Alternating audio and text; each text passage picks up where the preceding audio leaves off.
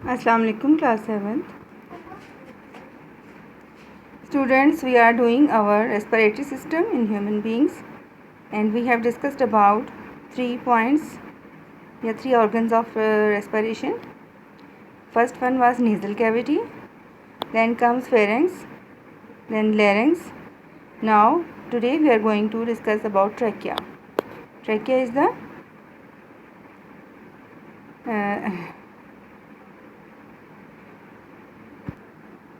scientific name of windpipe. Trachea is essentially an air conducting tube commonly known as windpipe that connects larynx to the rest of respiratory system. जैसे pharynx के बाद larynx था, larynx से हमारे voice box भी हम कहते हैं उसको, उसके बाद हवा जो है हमारी लैरिंक्स के बाद ट्रैकिया में एंटर हो जाती है।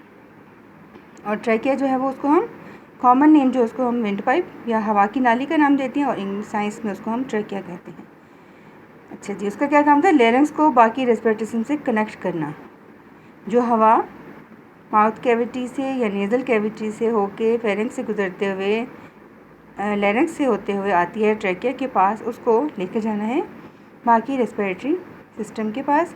It is about 5 to 6 inches long and is formed of many C-shaped rings cartilage. I have told you before that कि एक ट्रैकिया जो है एक सी शेप की, मतलब कार्टिलेजिनस रिंग्स लगे होते हैं जो कि सी शेप के बने होते हैं, आपस में गोल गोल उन्हें दायरे बनाए होते हैं। हाफ हम कह सकते हैं, हाफ ऑफ दायरे मिलके बना देते हैं, एक 5 से 6 इंच लंबी ट्यूब बन जाती है। और इसकी वजह क्या होता है? The cartilage of the trachea very from 16 to 20 in number. अच्छा जी, जो ट्रैकिया के कार्टिलेज हैं वो तकरीबन क्या कह रहे हैं, हमारे पास 16 से 20 तक होते हैं। Cartilage rings keep the trachea open at the time and prevent it from collapsing.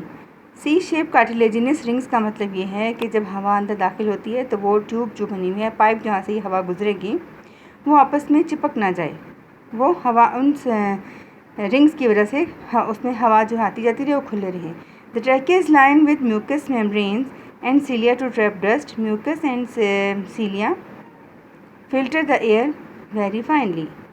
पहले तो हमारी हवा जो नेज़ल कैविटी से होते हुए आ रही थी, वहाँ पे उसको ट्रैप करने के लिए सीलिया थे और म्यूकस भी था जो नाक के अंदर रतूबत होती है। लेकिन यहाँ पर भी आके अल्लाह ताला ने और मज़ीद उसकी प्रोटेक्शन के लिए, हमारे लंग्स की प्रोटेक्शन के लिए सीलिया जो है यहाँ पर भी क्या है, म्यूकस मेम्ब्रेन है जिसके अंदर क्या है, डस्ट पार्टिकल्स। फिर उसको जो अगर को रह जाए या अंदर चला जाए हवा के ज़रिए, तो उसको भी अपने पास ट्रैप कर लेती है एंड बिल्कुल साफ़ सुथरी हवा जो फाइनली हमारे लंग्स के पास चली जाती है।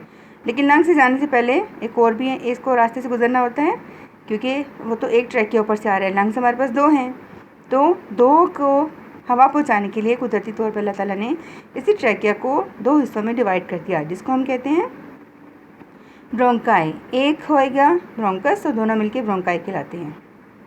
ठीक हो गया? यहाँ भी आपको पिक्चर में नज़र आ रहा है ट्रैकिया जो है वो रिंग्स वाली नीचे आ रही है ट्यूब, बाद में दरमियान में आके उसके 2 पार्टीशन हो गए हैं।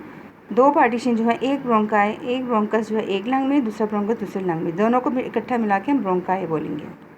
अब हम देख लेते हैं ब्रोंकाई क्या होते हैं।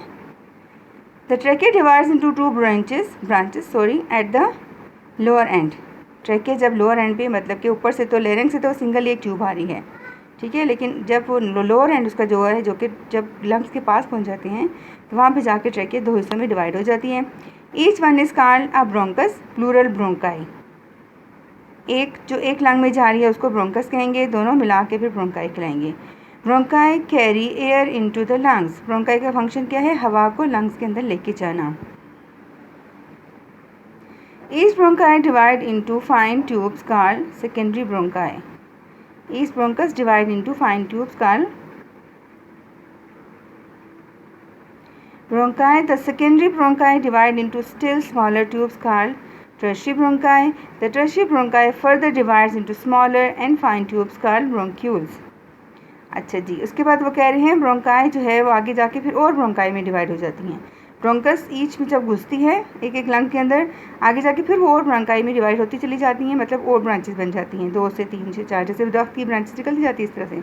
लेकिन एंड में जाके वो सेकेंडरी टर्शियरी होने के बाद जब बहुत ही फाइन ट्यूब्स में कन्वर्ट होती है उनको हम ब्रोंक्यूल्स कहते हैं, मतलब कि बहुत ही बारीक बारीक ब्रोंक्यूल्स की शाखें। The bronchioles are 1 millimetre in diameter. अब देखिए डायमीटर उसका कितना कम हो गया, 7 मीटर डायमीटर के बराबर, मतलब 1 मिलीमीटर के बराबर उनकी गोलाई जो रह जाती है। And by subsequent division they form clusters of very tiny air sacs called alveoli.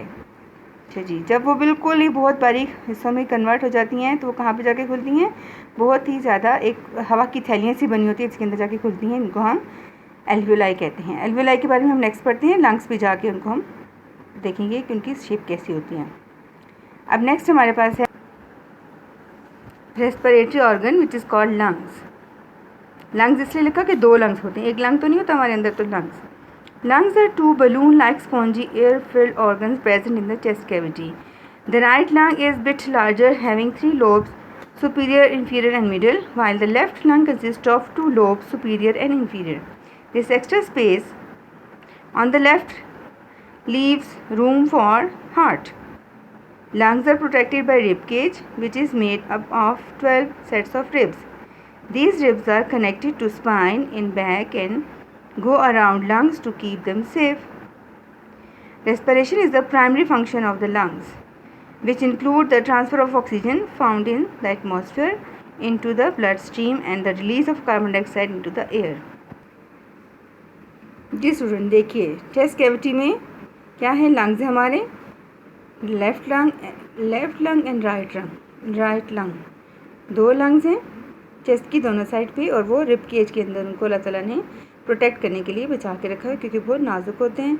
और यहाँ पर देखिए राइट जो लंग है उसके 3 पार्ट्स हैं, सुपीरियर, इंफीरियर एंड मिडल, उसके पार्ट्स हैं, लोब्स बने हुए हैं बाकी, जबकि जो लेफ़्ट लंग है उसके सिर्फ 2 लोब्स हैं। 2 लोब्स किस वजह से हैं, क्योंकि उसके नीचे हार्ट की प्लेसमेंट के लिए अल्लाह ने उसकी जगह बनाई है, स्पेस बनाई है ताकि वहाँ पे हार्ट जो है वो प्लेस हो सके।